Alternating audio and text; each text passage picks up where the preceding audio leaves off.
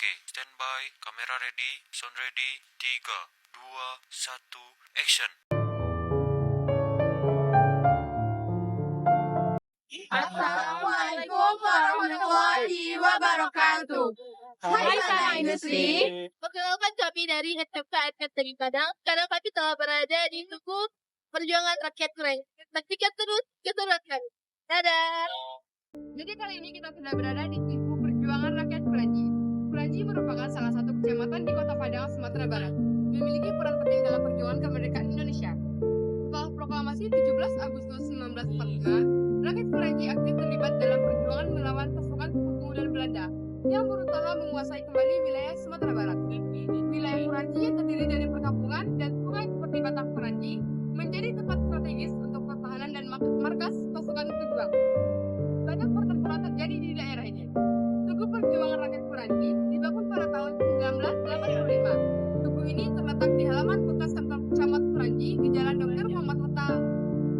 Tugu ini merupakan bagian dari Monumen Makam Pahlawan Kuranji yang dibangun pada tahun 19. Tugu ini dibangun sebagai bentuk penghormatan terhadap pejuang rakyat Kuranji dalam melawan penjajahan, khususnya pada masa agresi militer Belanda dan masa revolusi kemerdekaan Indonesia 1945 sampai 1949. Masyarakat Kuranji dikenal aktif dalam perjuangan fisik mempertahankan kemerdekaan Indonesia dari ancaman penjajahan kembali oleh Belanda. Belanda menyebut wilayah Alam Kuranji sebagai bagian lintas kembali atau terutegal dan bagian terpenting setelah Kamang di Agam dan dituju di 50 kota. Ketiganya disebut juga trouble spot. Triple spot yaitu basis pertahanan yang berlapis karena alamnya. Namun hanya Bau atau Kuranji, daerah yang banyak memiliki rintangan. Jika penaklukan diteruskan lebih jauh kepada kedalaman, maka situasi akan berbahaya lagi karena banyaknya hewan buas seperti harimau. Alam juga membentuk karakter orang-orang yang tinggal di daerah Kuranji Bau ini, yaitu watak yang keras, tegas, tidak ingin diganggu, tapi mereka menyerbu jika mereka diusik, apalagi diincar.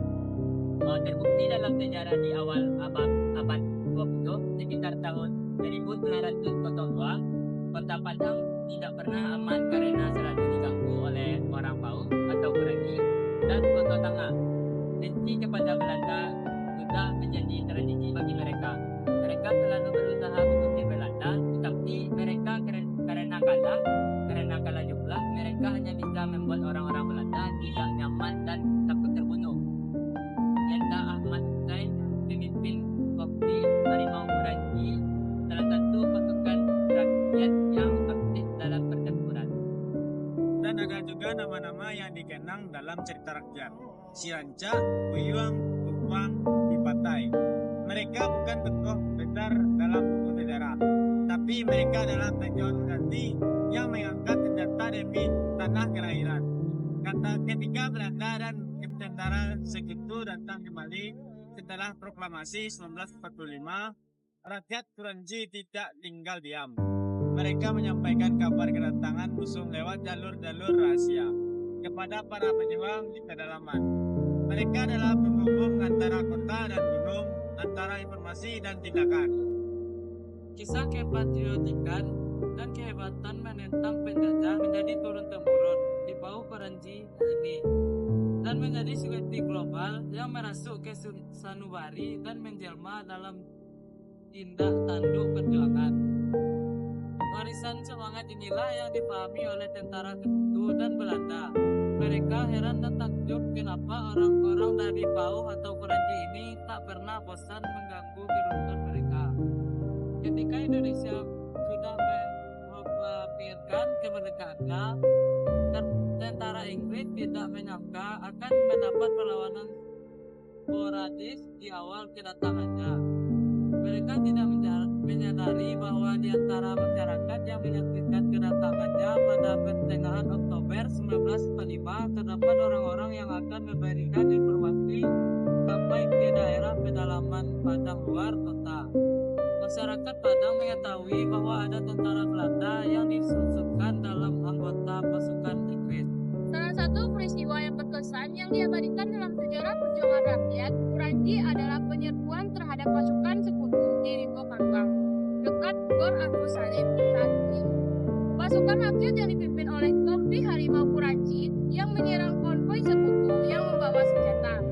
Dalam serangan itu, banyak tentara sekutu, terutama dari India dan Inggris, tewas. Namun, rakyat juga kehilangan pejuang tangguh, Kopral Lifai, yang gugur karena ledakan mortir. Ia kemudian dimakamkan di makam pahlawan Puranji. Peristiwa ini menjadi simbol keberanian dan kesetiaan para pejuang rakyat terhadap Republik Indonesia yang baru lahir. Selain itu, tanggal 29 Desember 1946 terjadi pertempuran sengit di Andalas pada pukul 10 waktu Indonesia Barat. Waktu itu dengan pasukan Belanda yang terdiri dari sebuah jeep dan 7 truk penuh berisi pasukan menuju Andalas dari markas mereka di Simpahan. Barisan Hizbullah yang terdiri dari 2 regu membiarkan iringan itu melewati persembunyian mereka di Andalas. Begitu sampai di Simpahan Durian dihadang oleh pasukan dari Kompi Singaharau yang dipimpin oleh Letnan 1 Bainal dan Kompi 2 Batalion Puranji dipimpin oleh Letnan 1 Baktiar dengan membawa seksi Busa dan seksi Rasyid. Iringan pasukan Belanda itu digempur tanpa henti sehingga membuat kacir-kacir. Tak berapa lama datang pasukan Kompi Hizbullah yang menyusai di Andalas. Pertempuran pun terjadi selama 2 jam di Simpahan Durian. Pasukan Belanda kemudian mundur arah ke Padang 9 menembak membagi peta rumah-rumah penduduk. Banyak pasukan Belanda yang tewas dalam serangan. Puranji telah membuktikan kemampuan potensi alam dan potensi sumber daya manusia pejuangnya sebagai bagian dalam perjuangan mempertahankan kemerdekaan RI umumnya dan Kota Padang khususnya. Keberadaan monumen-monumen